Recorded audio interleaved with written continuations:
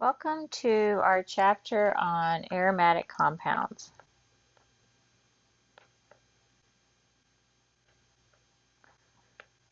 We will be talking about the properties that can classify compounds as either aromatic, anti-aromatic, or non-aromatic. So these will be the classifications that you'll have to look at compounds. You'll have to apply the rules. So we'll talk about what the rules are and how to apply them in order to classify compounds as aromatic, anti-aromatic, or non-aromatic. And that'll be pretty much the biggest portion of this chapter. And we'll do the POGL activity 19, PG 19, which is aromaticity. And that will reinforce these principles. And then another lecture will be the reactions of aromatic compounds. So once you can classify compounds aromatic, then you can apply the aromatic reactions. And we're going to learn, so we'll learn what's different about those. Now, let's talk about benzene. So this is benzene. The molecular formula for benzene is C6H6. Now, it was determined in 1825 by Michael Faraday that this CH ratio was a 1-to-1. And then in 1834, Elihard Mitscherlich determined its molecular formula to be C6H6, and he named it benzene, B-E-N-Z-I-N. Other related compounds with low carbon-hydrogen ratio were classified as aromatic because they had a pleasant smell. Okay, so that was the reason why these were termed aromatic. Now, Dr. Frederick Kekulé spent about 40 years of his life trying to figure out what the structure could possibly be that has a molecular formula of C6H6. And he had a dream one night. I mean, you can imagine 40 years. We're talking every single day. Scientists don't stop thinking about things on Sunday. 40 years obsessed with figuring out what on earth could this structure be, because we didn't have proton NMR and the spectroscopy techniques that we have today. And so Dr. Kekulé had a vision, a dream in the night, and he dreamed of this snake biting its tail. You see my snake biting its tail? Okay, so there's my snake biting its tail. Okay, so this was his vision, and he wakes up in the middle of the night and says, this is the structure of benzene. All right, so there's the Lewis structure of benzene. Now, folks, you didn't have to spend 40 years of your life wondering what the structure of benzene. I told you the structure of benzene within 3 minutes, and I bet you a lot of you already knew the structure. Now, I want to explain to you why people were so dumbfounded to know what the structure was. Well, if you had double bonds, then your reaction should, so let's say we have this compound here. If you have a double bond and you react it with bromine, which bromine is an orange liquid, it's very heavy, it's very bad for you, an orange liquid, you know that this undergoes electrophilic addition. So you have your bromonium ion. So we have this compound here. And those electrons go here. And now you have the bromium iodide. And it's going to do an SN2 opening. And then you're going to have anti-addition.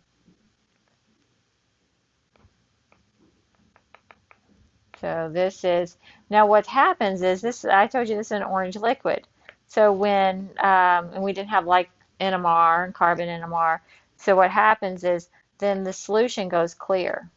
So you start with an orange solution, and as you react with bromium, it goes clear. So colorimetrically, when benzene was put in a solution of bromine, so if you put this in a solution of bromine, it stays orange.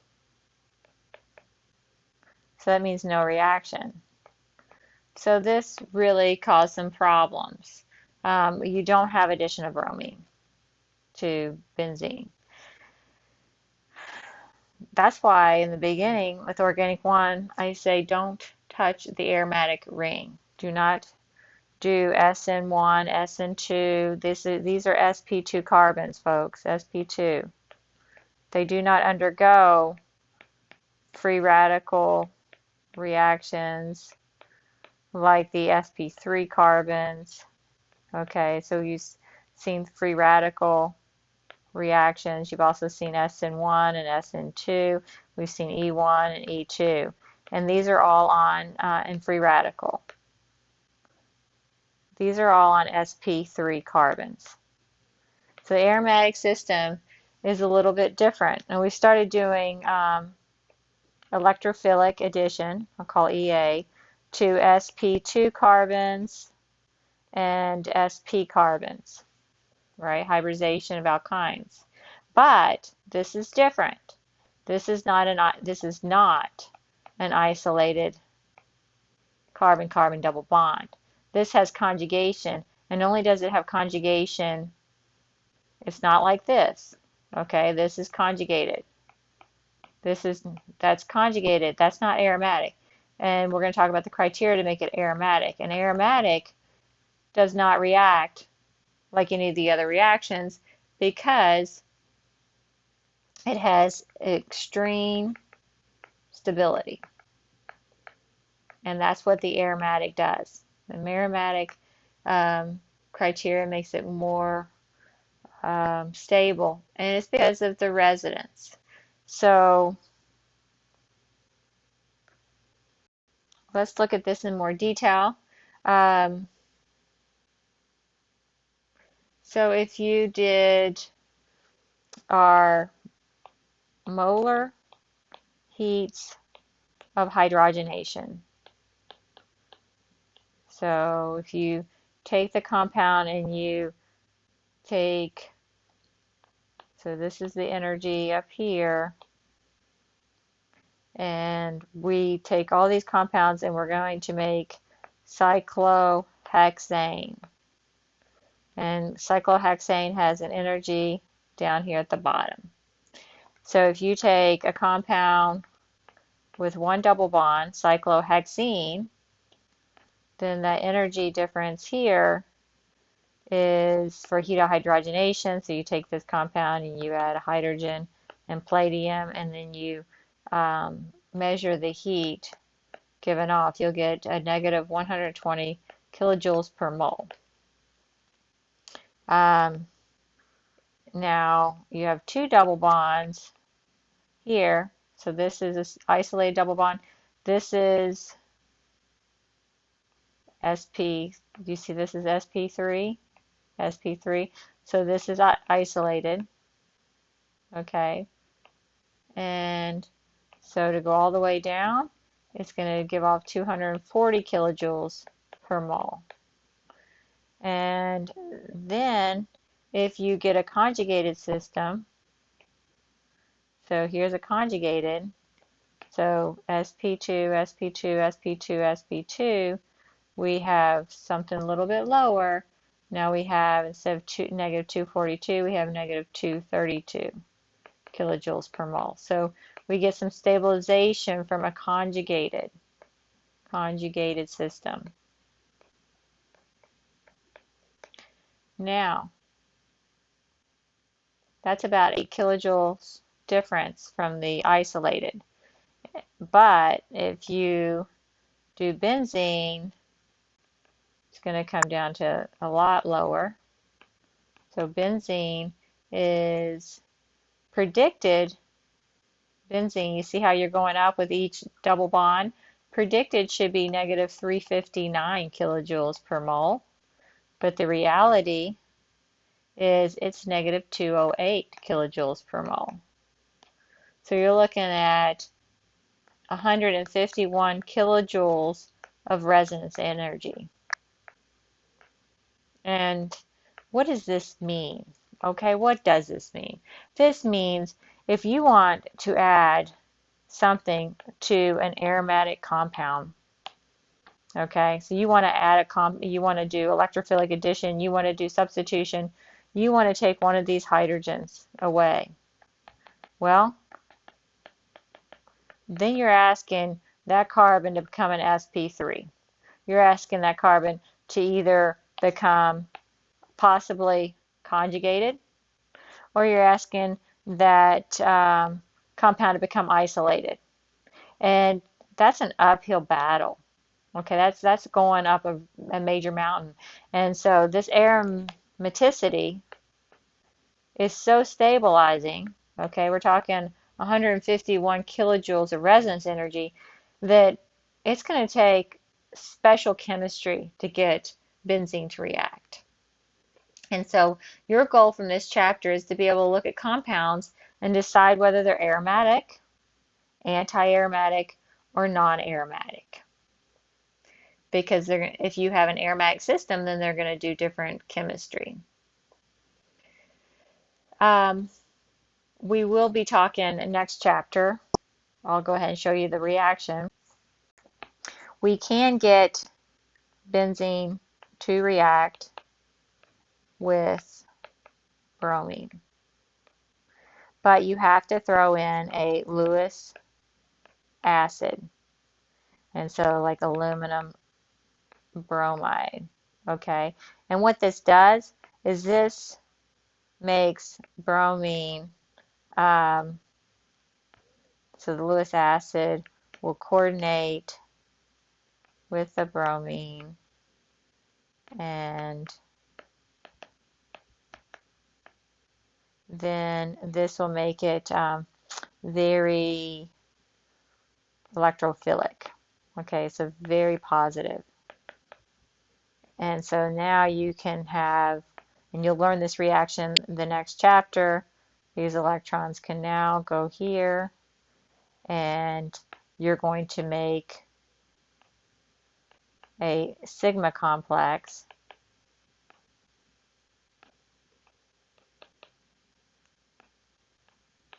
So the bromine can add there, and then that gives a sigma complex is what it's called.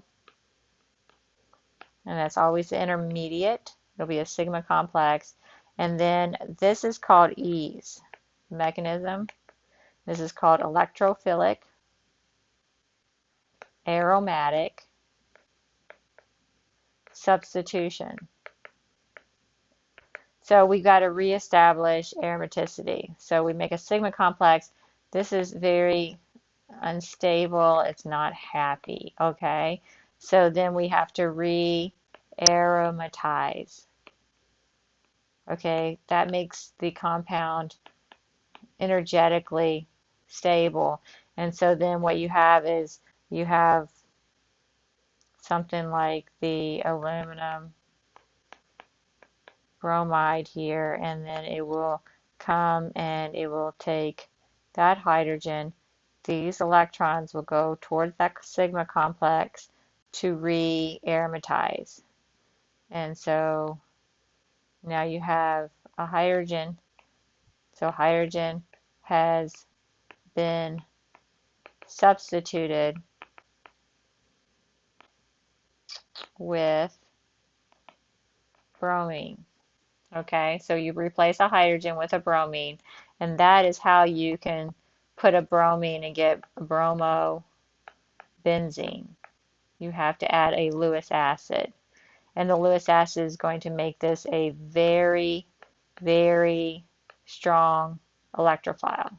So the problem with just putting bromine, The problem with doing this reaction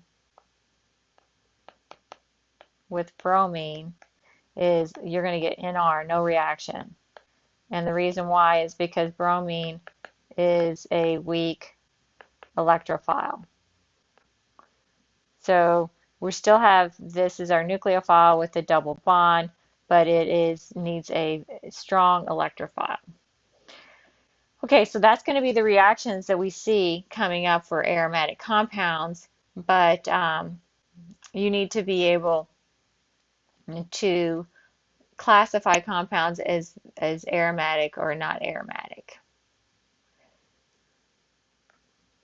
Let's look at the structure of benzene before we do our Fogel. And we've talked about in NMR, these hydrogens will resonate at higher ppm, 7 to 8 ppm. And that's because each one of these carbons is an sp2 carbon. So that means there is this unhybridized p orbital above and below the plane. And so these electrons can resonate above and below the benzene molecule, and this is going to be flat. So this is trigonal planar, and planar means flat. So this is flat like a piece of paper, and then you have this electrical circuit going above and below. It's very stabilizing. So this resonance energy, we've talked about it, it's about 151 kilojoules of energy, resonance energy stabilization. So it's hard to get these benzenes to react.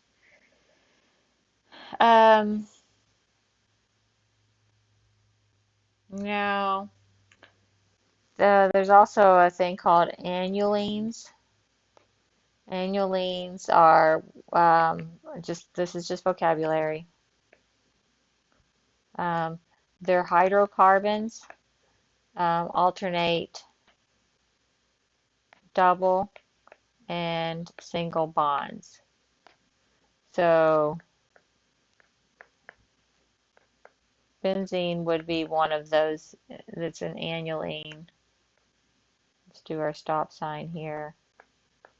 Cyclo. Okay, so those are annulenes, just another name. But this is not aromatic, okay? This will actually be anti-aromatic.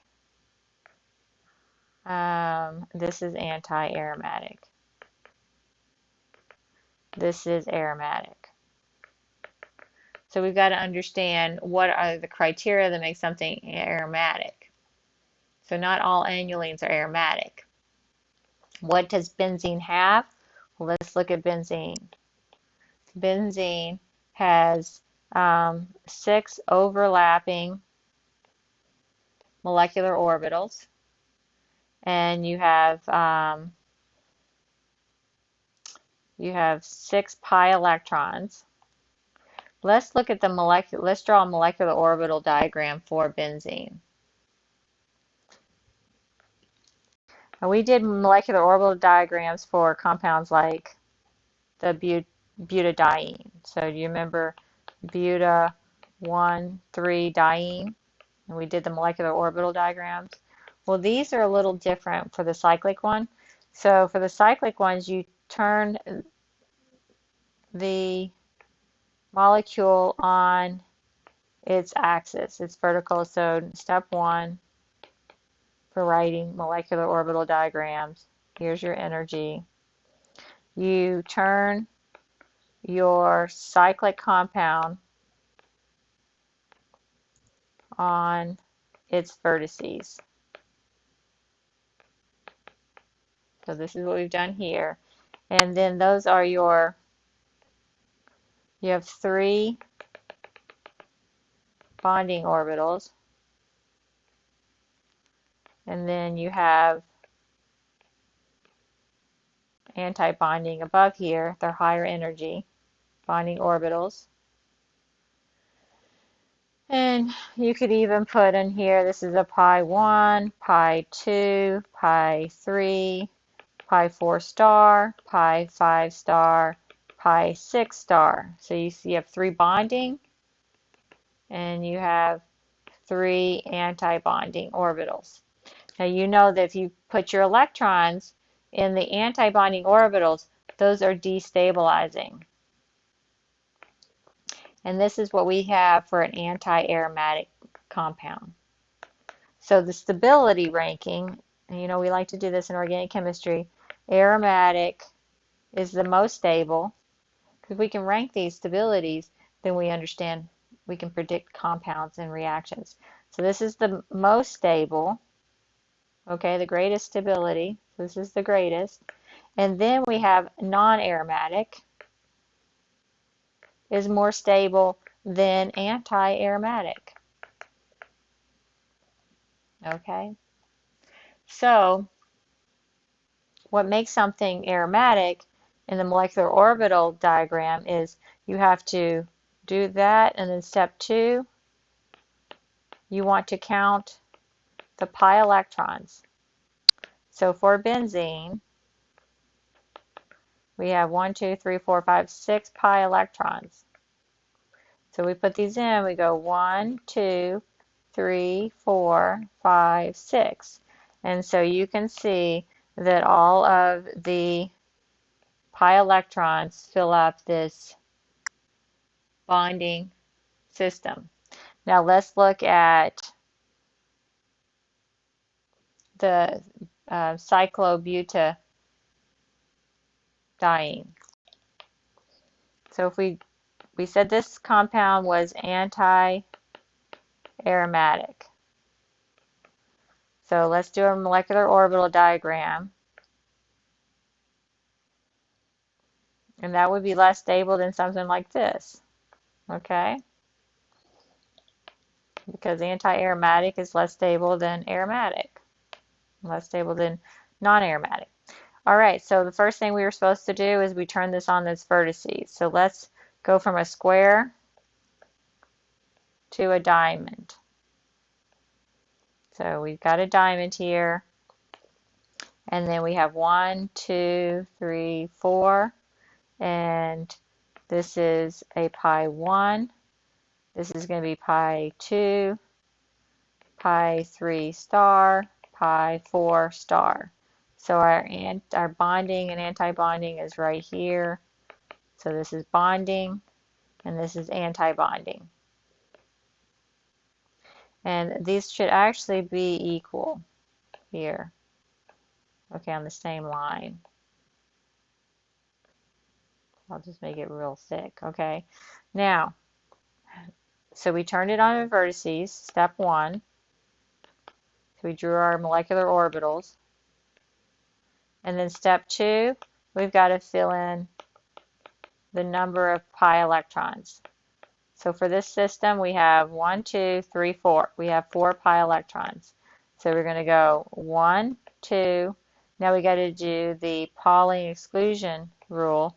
So we have to put them 1, because these are degenerate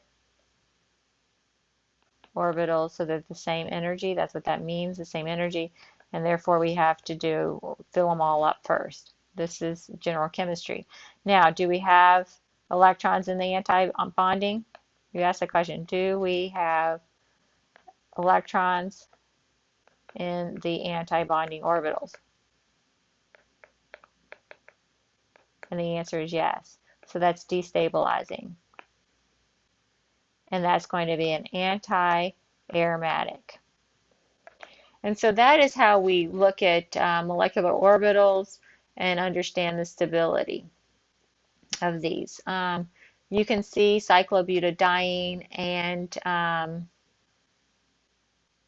the benzene. This is called the polygon rule. You can see these in your slides on Blackboard. So let's look at our aromatic requirements. We'll just go through those rules and then we'll work the POGL activity and learn how to apply them. So what are our rules for aromatic? Well, rule number 1, structure must be cyclic with conjugated pi bonds. Okay, so we have to have conjugation and it has to be cyclic. So cyclic, so cyclo, and conjugated pi bonds. So that means we have to have unhybridized p orbitals. No sp3, folks, okay? Number 2, each atom in the ring must be unhybridized. So each atom must be sp2 or sp. No sp3 atoms. The p orbitals must overlap continuously. Okay, so this is going to be, it must be planar. So sometimes you can get a buckling, and so sometimes you just have to look experimentally at what the shape is. So you might run across for this in some of them, but it has to be planar. Planar is a requirement. And then 4, delocalization of the pi electrons over the ring must lower the electronic energy. So this is the thing that makes numbers 1, 2, and 3 apply for aromatic and anti-aromatic.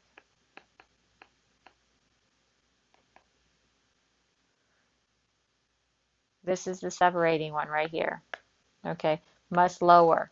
And this is the number of pi electrons that are going to go into those bonding orbitals. And that makes it aromatic. If it does not lower, if it increases the electronic energy, you have anti-aromatic. Okay, so they all have to have 1, 2, and 3 requirement to be aromatic or anti-aromatic. And then it's going to be this rule, number 4, and we're going to learn something called Huckel's rule. So I'm going to teach you what Huckel's rule is and how to apply it. But that's number 4. And Huckel's rule is just after you've met, this is important, folks, okay? After you satisfy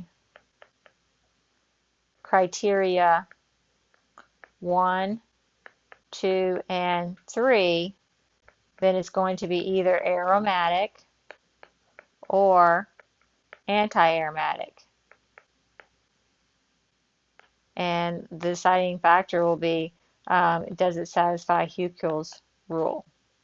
If it does, if it's yes, then it's going to be aromatic. If no, then it's going to be anti-aromatic.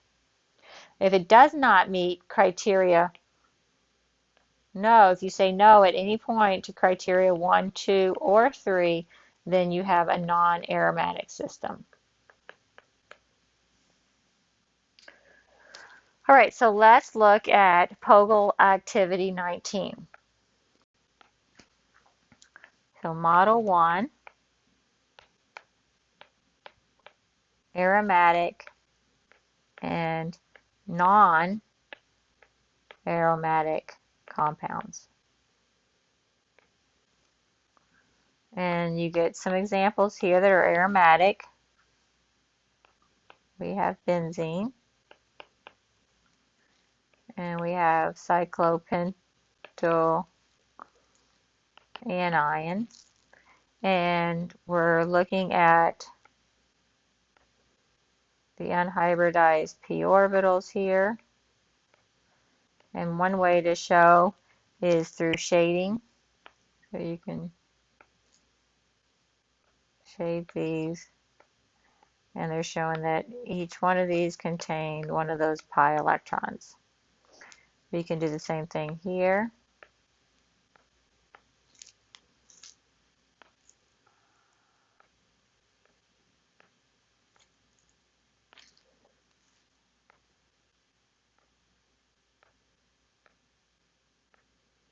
And we put the electrons in. We have 1, 2, 3, 4, 5, 6.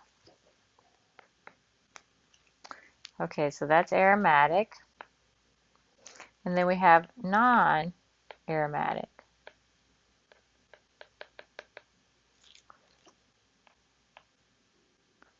Notice that this compound here is not cyclic.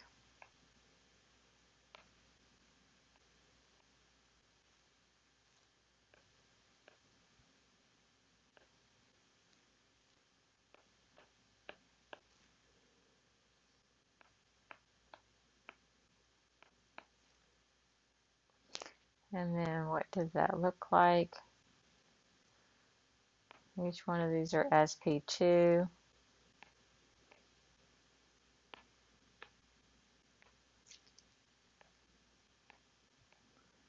We all have an electron here. This one, you'd have to read about it to know. You couldn't just know by looking at it. But it's buckled, so it's not flat. So even though it has these electrons, it is not flat, so it is not conjugated from that standpoint. It will not be aromatic. And then here we have this one. And what is wrong with this one?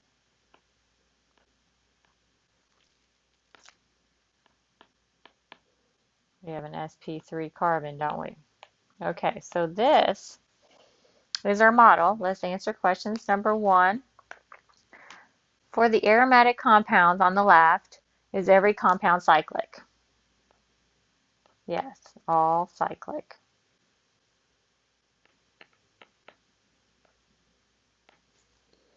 Is every compound conjugated?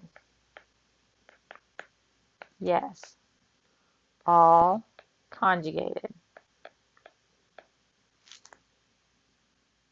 Is every atom with a p orbital connected to atoms on both sides with a p orbital? Yes. Based on the orbital drawings, are all the p orbitals in the same plane? Yes, it's planar. Okay, they're all in the same plane.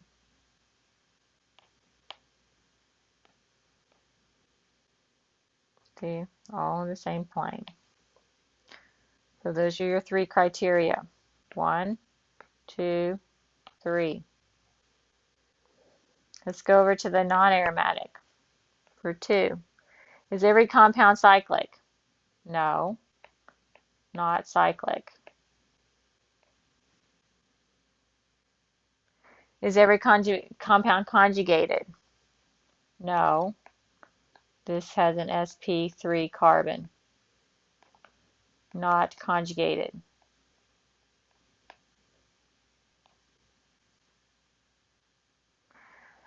Is every atom with a p orbital connected to atoms on both sides have a p orbitals? No. Is it continuously conjugated? No. Those are kind of confusing there. Okay. Based on your orbital drawing, are all p orbitals in the same plane? No. Look at this one. Not same plane.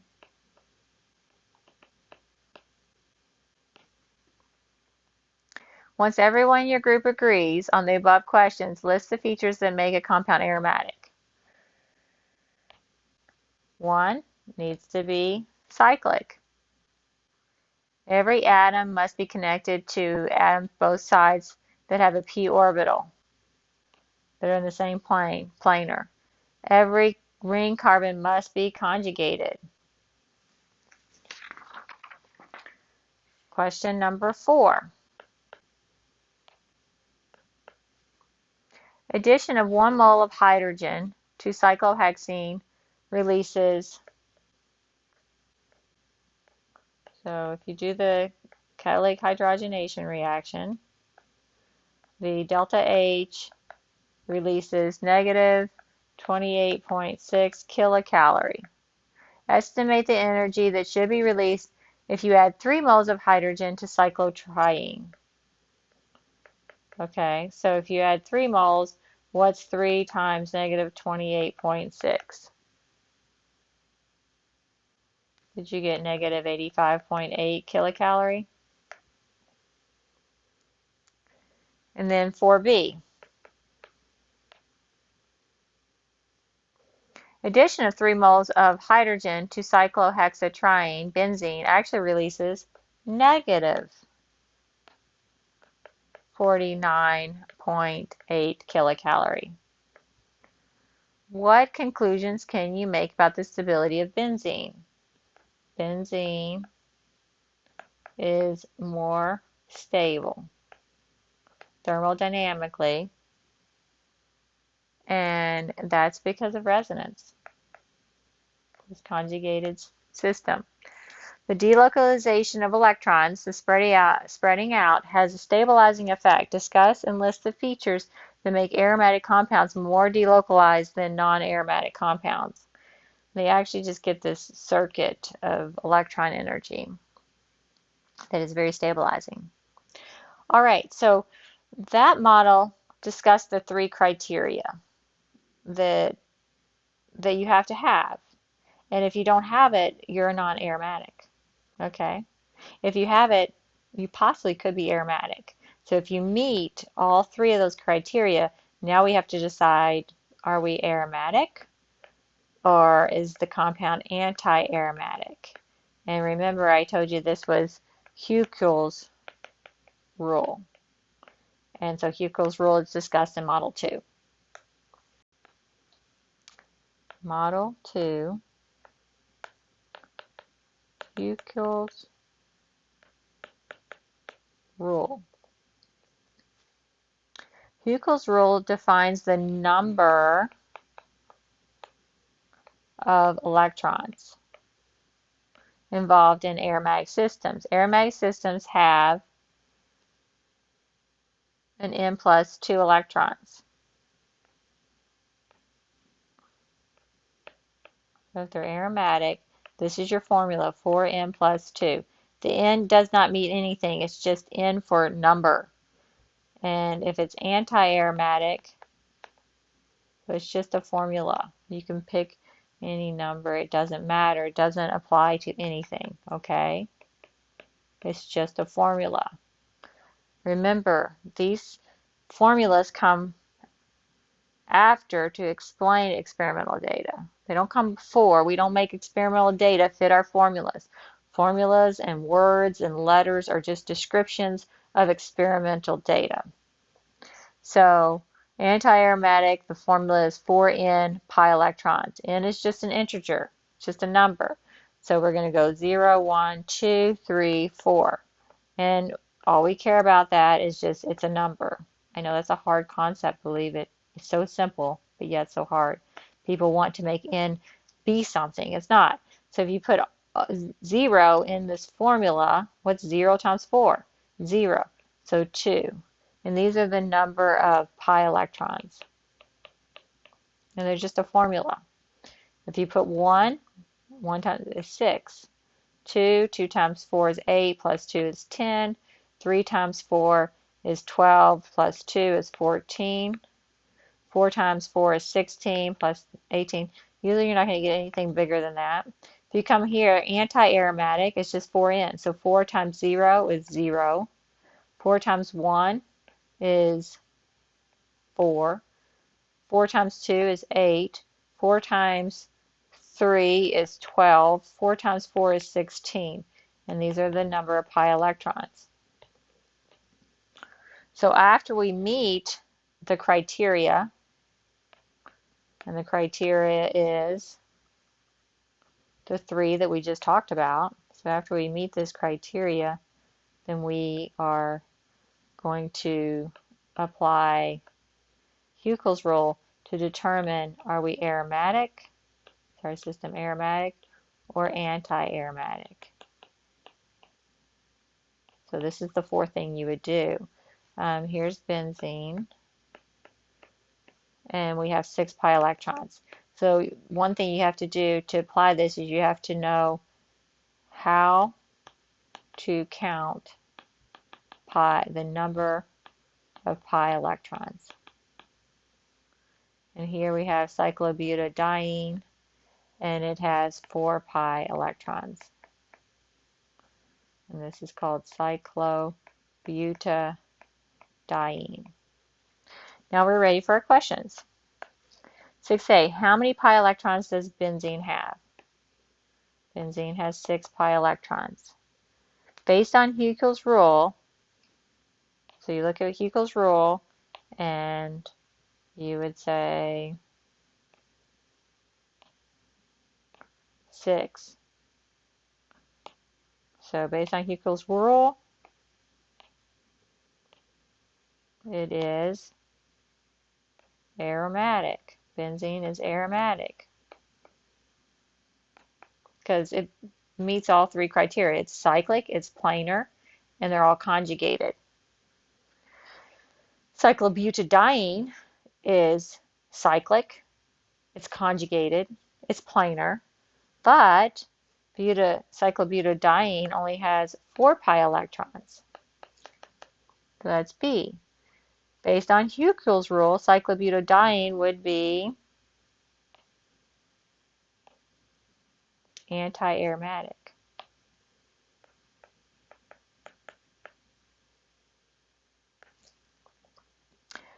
Complete the table for when n is 4, when n is 4. So I've already done that for you, and that's just a formula. Okay, now we're going to go on to 7, and it says ions can also be aromatic if they are cyclic. These are your 3 criteria. So we're talking about anions. If they, and also carbocations. So if they're cyclic, so if you have a cyclic system, and then it's continuously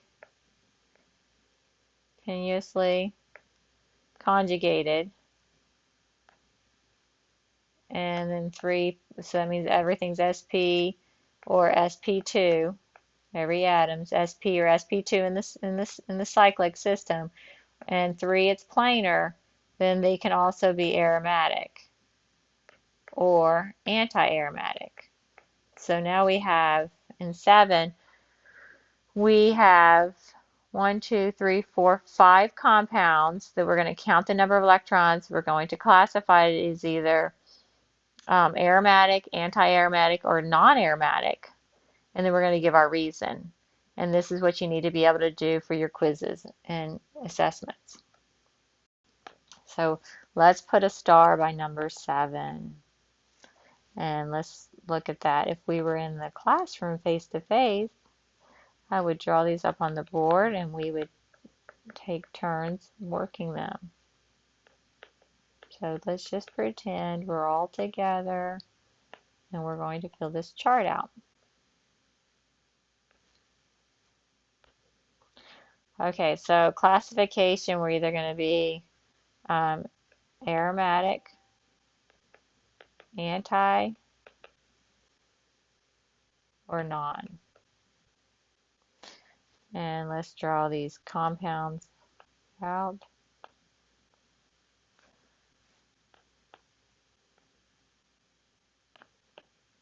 I know I can draw that better, folks. And this is an anion. This is a cation. This is going to be fun. 7-membered rings are always tough to draw. 1, 2, 3, 4. There we go. And then our last one is another 7-membered ring. And this is an anion. Let's call that my monkey face. Okay, so do I have my chart? Are you ready to go? So we got to count electrons. So the number of pi electrons for this system is 4. Let's just go through them. Okay, so, well, 4 pi electrons. Well, here you have your Hückel's, it's cyclic.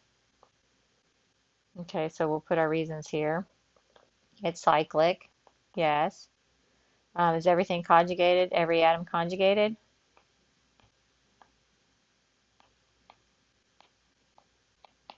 No. You see this compound here? That's an sp3 carbon. So that means it is non-aromatic. Okay, so write it out, non-aromatic. Didn't even meet the top three. Okay, let's go to the next one. Here we have how many pi electrons? 1, 2, 3, 4, 5, 6. 6 pi electrons. And is everything cyclic? Yes. Is every atom conjugated? Put sp or sp2? Yes. Okay.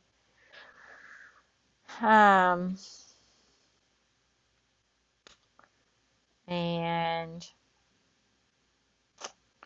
so is it planar? Yes. Assume planar, unless you are told differently or you read in your book. Okay, so those are three criteria. So now we've got to do our Huckel's rule. So 6, is 6 an aromatic number? Yes, so this is going to be aromatic. It follows Huckel's rule. You just check it. Okay, so those are the four things that make it aromatic. Here we have 1, 2, 3, 4 electrons, 4 pi electrons. And is it cyclic? Yes. Conjugated? Is every atom sp or sp2? Yes, this cation is sp2, folks. Okay. Planar? Yes. sp2 is planar. And what about Huckel's rule? No, right? No. 4 is an anti-aromatic. That's 4n plus 2. That would be when n is 0, is 1. No. Yeah. Anyway, anti. All right. Here we have how many electrons? 1, 2, 3, 4, 5, 6. We have 6 pi electrons. Is it cyclic? Yes. Conjugated? Yes. This carbon here is an sp2, folks. Carbocations are sp2.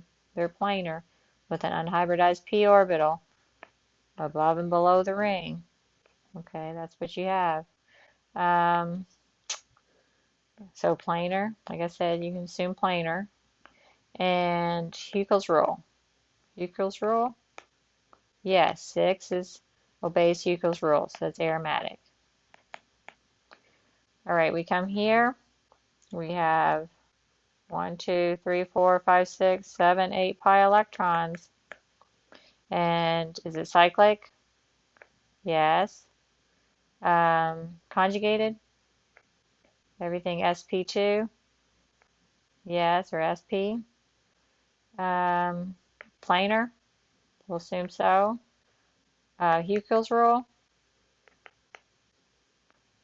And that's a no, correct?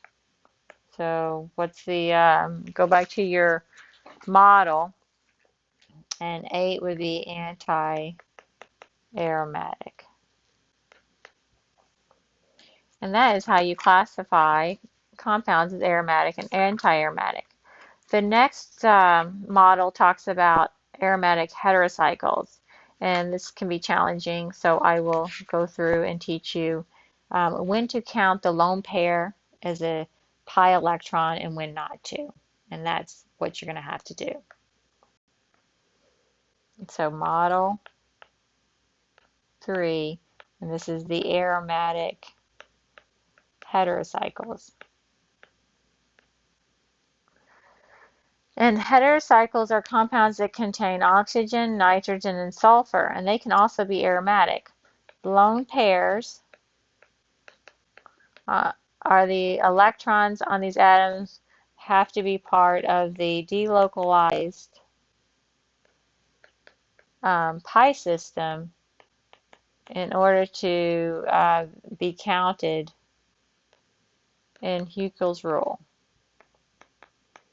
So what I have to teach you is the question.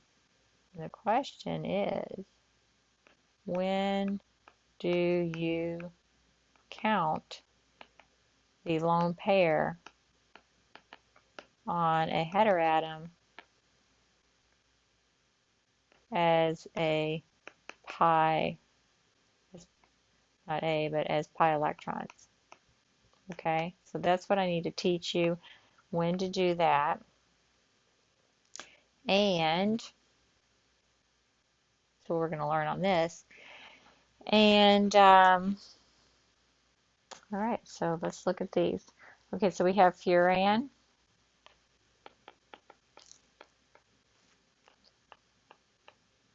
Oh, I know, I want to tell you. When you're applying this and working these problems, please always draw in your lone pairs. Okay, so I want you to do that because I'd like for you to get the correct answer. So that's why I tell you to do these things. Okay, so because you could get something like this and you won't have the lone pairs, and you need to say, okay, oxygen is one of my heteroatoms. It likes 2 bonds, covalent bonds plus 2 lone pairs to be, you know, a happy atom with no formal charge. So there's furan, pyro,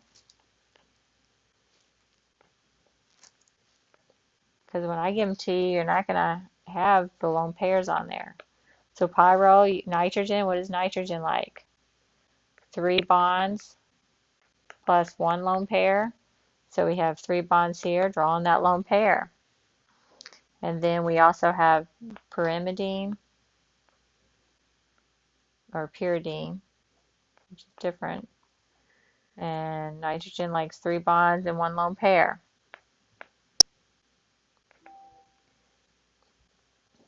Now I will draw the molecular orbital picture.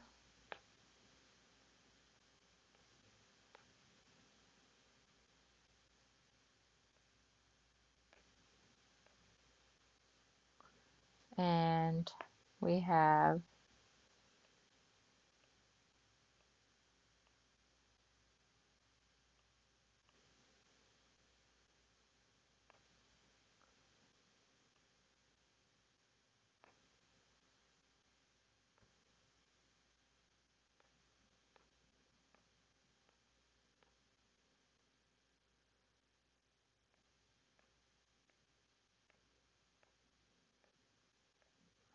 notice my yellow is out of plane. And not only is the yellow out of the plane, but it would be an sp3.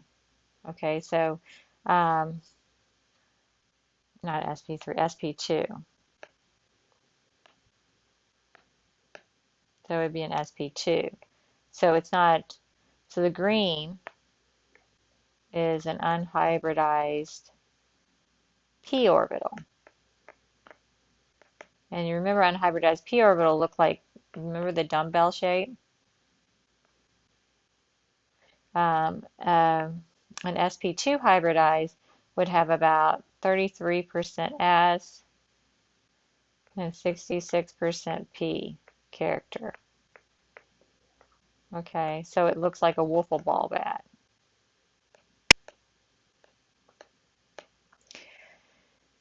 Now, where these electrons, will fill them in. Here we have this shaded, which means they're filled in.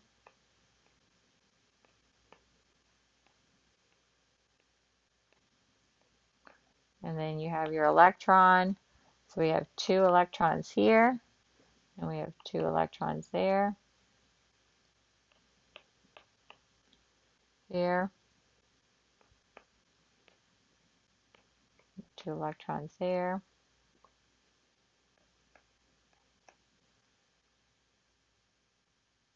Mm.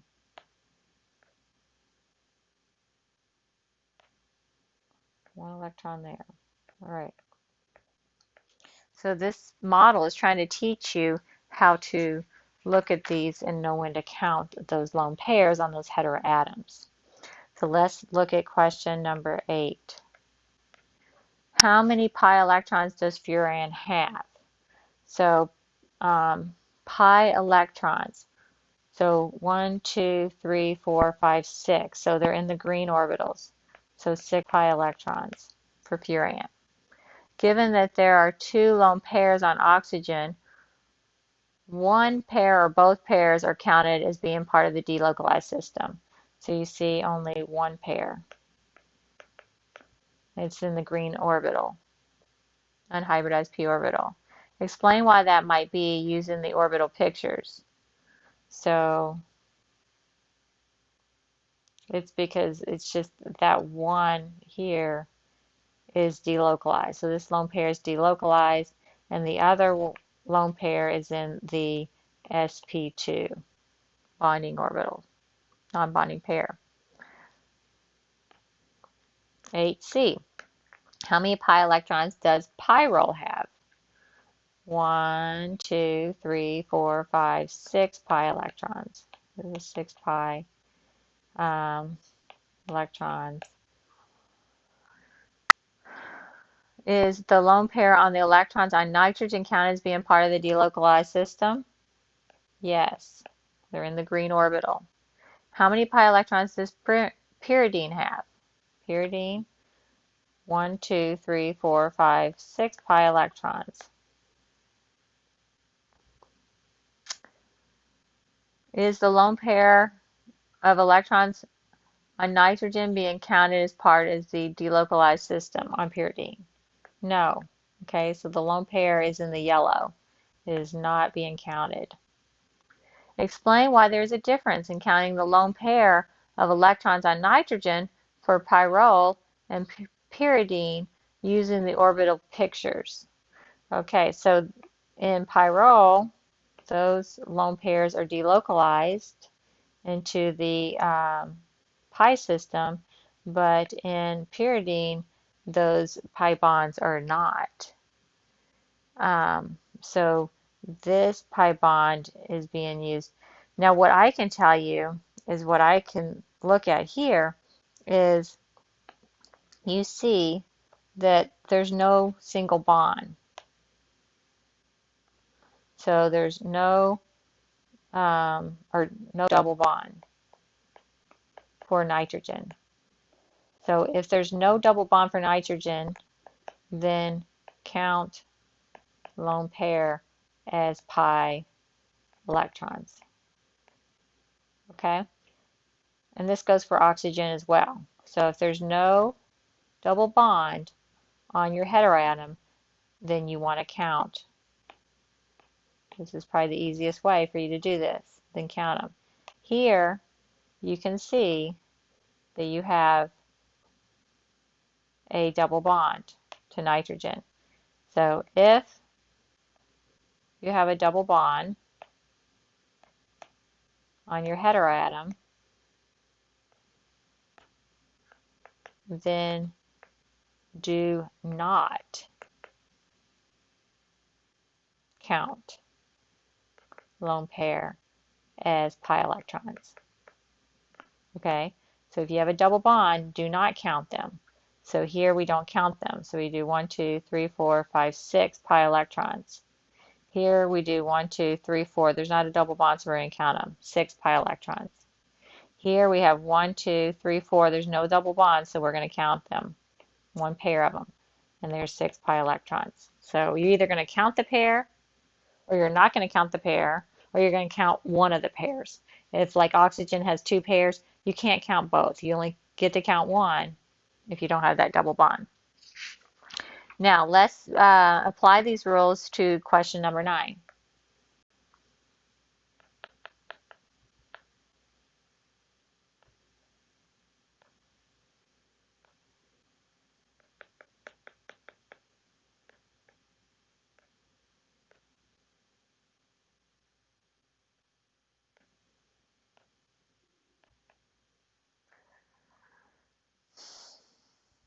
All right, so I am drawing these compounds, and you can go ahead and start seeing if you can count the number of pi electrons by applying the rule we just did.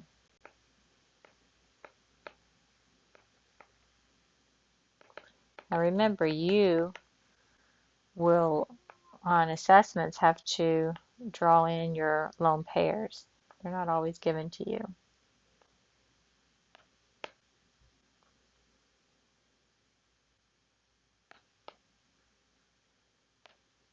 But you can always apply your bonding rules and you'll be fine.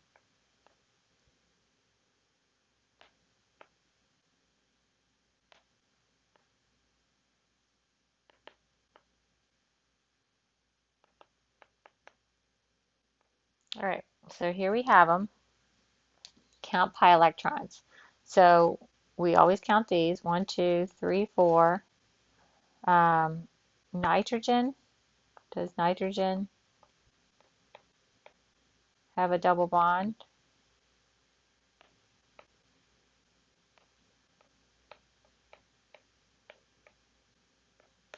Yes. Okay, then don't count. Don't count lone pair. Does oxygen have a double bond? No. So count one lone pair. So we're going to go ahead and count one of these. Okay, so now we have 6 pi electrons. And we're going to classify this. So let's start with our reasons. Is it cyclic? Yes. Is every atom sp2 or sp conjugated? Yes. Is it planar? We're going to assume so because they're sp2. Usually you don't have that problem until it gets really big. And then what about Hugh-Kills rule? 6 pi electrons, is that part of Hugh-Kills formula? Yes. So let's call this aromatic. All right, so let's go to the next one. We got 1, 2, 3, 4. Now we've got to decide, does oxygen have a double bond? No. Right, correct. So we're going to count one of the lone pair. Okay, so we're going to count that lone pair. And then we're going to do the same thing with this one. So now we're going to count 1, 2, 3, 4, 5, 6, 7, 8. 8 pi electron. So we're going to come over to our reason and we're going to say cyclic. Yes. sp2 or sp, every atom? Yes. We'll assume planar because it's small. And Hugh-Kills rule?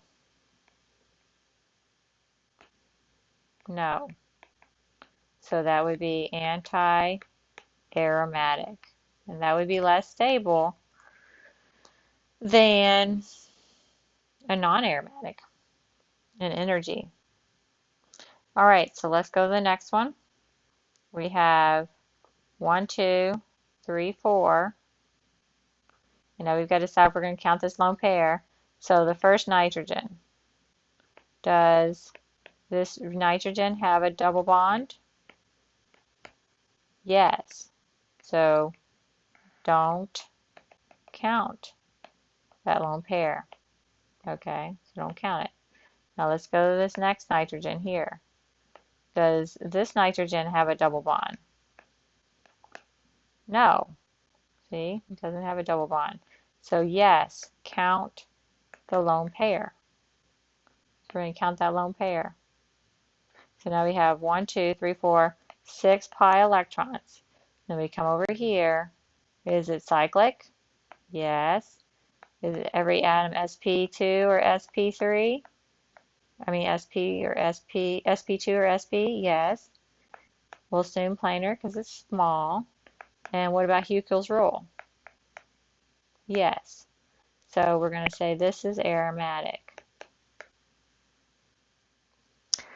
All right, so the next thing you need to do is your additional problems and read the questions and decide if these compounds are aromatic, anti-aromatic. If you have to draw the structures. I want to see all the structures. I want to see lone pairs. I want you to show your work. I want you to go through, just like I go through my whole reasoning. You have to give your reasoning. For if you do not give me a reasoning, then you're going to lose points. And number 12, um, if you lose the CO2, a lot of times I'll just go ahead and tell you and you can draw that reaction. It's going to give you that benzene, substituted benzene. So see if you can draw that reaction. B is a Diels-Alder reaction. So yeah, see if 12 is probably a little bit more challenging, but you can do it. Okay. We'll go on to the next. In the next session, we're going to do the reactions of aromatic compounds now that we can classify compounds as aromatic.